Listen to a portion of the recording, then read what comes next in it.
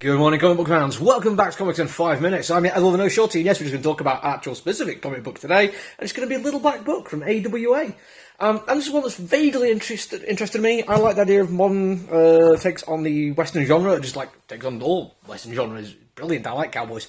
But it's a very frustrating one to review because it is so very, very middle of the road.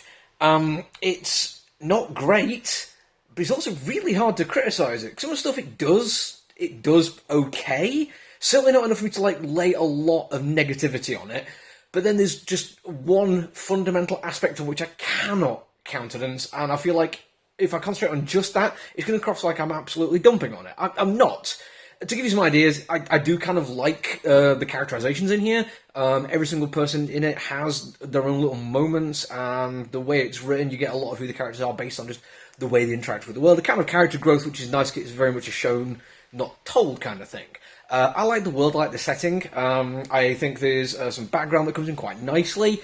Maybe not enough detail in it, and I think I'm still struggling to find some relevancy in some of the issues. And the plot itself moves along. It does what it's supposed to do. It doesn't really pop or anything. And the artwork is good. I mean, I'm not going to open up a page and just be like, I can't believe how terrible his layout looks, can't believe they put the panels in this location. But it is still a little bit flat. It lacks some depth to it, both in inking and colouring.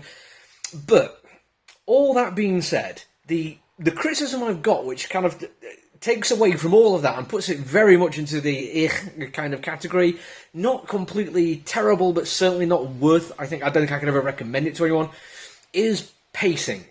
Because when the story starts, it's very much small-town America, and it's small-town crime, as the creators have said in the back matter, and it feels very like this kind of conversation happens everywhere in the world. No matter where you are, you probably have something similar. It's two parents, or soon-to-be parents, discussing names for children, and the fact that they have clear, defined ideas about what they want to get out of this, and the conversation hits against brick walls, but it's done in ways that seem quite charming, and they care for each other, and then something happens and it changes their life. But then plot develops over months, and we just get jumps of 2 weeks later, several months later, a thing happens. And it's clearly building to something, and we get signs of what's going on in the background for it, and then we have this actual event which kind of comes out of nowhere, like almost boom kind of moment of right now there is trauma, now there is conflict, is what you need in the third act of any story. But then it gets resolved without really much interrogation at all, really. And then it ends. And I couldn't help but feel my only reason to expect more of this story is that this is issue 1 of 4. That's the only reason I expect there to be more from this, because I don't feel like there's really any build-up for what's going to happen. I mean, yeah, there's certainly the chance of there being fallback or fallout for what's happened, what they did to get through the conflict scene in this book. And I totally get that that's where they're going to be going. But honestly, there's, other than just a general sense of the story isn't finished yet, there's no real threads I can see where I'm like, man, I can't wait to see what happens there. There's the idea that it's a problem between the relationship with father and son. But the thing is, the father has just recently died, and that's the start of the plot. But he hasn't been in contact with his son for 20 years. And we get one flashback when I think the kid was 6 years old, is when his father left. And they've never had any contact really since. So it feels like there's not really much to resolve there. It's he's just an absent father. How much impact could he have had on the kid? Yes, I'm not going to say in those first few years of life that there wasn't some impact. But it feels like the fact that he's not been that affected by it is already written. But the creators are trying to make out that this is a story of fathers and sons. I mean, he's got a kid on the way. And I'm fairly sure it is a boy, but also I'm struggling to remember that right now.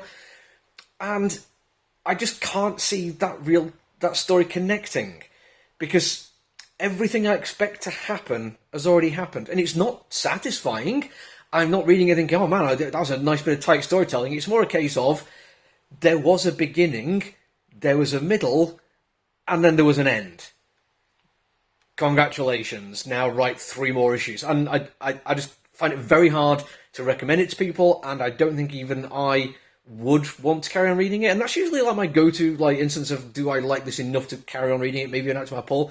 In this case, it is the least I have ever cared. It's not even interestingly bad that makes me want to go back and check what happens. It's a story. It's going to carry on happening, and I have no cares at all about it, which is a shame. Anyway, that's it for me today. There'll be more for the rest of the week. There's a lot of new releases this week, and I've got like a bunch of stuff I'm going to be reading just for myself anyway, so make sure you do the whole social media thing so you don't miss anything. Until I see you again, though, look after each other, everyone. Stay safe. Bye!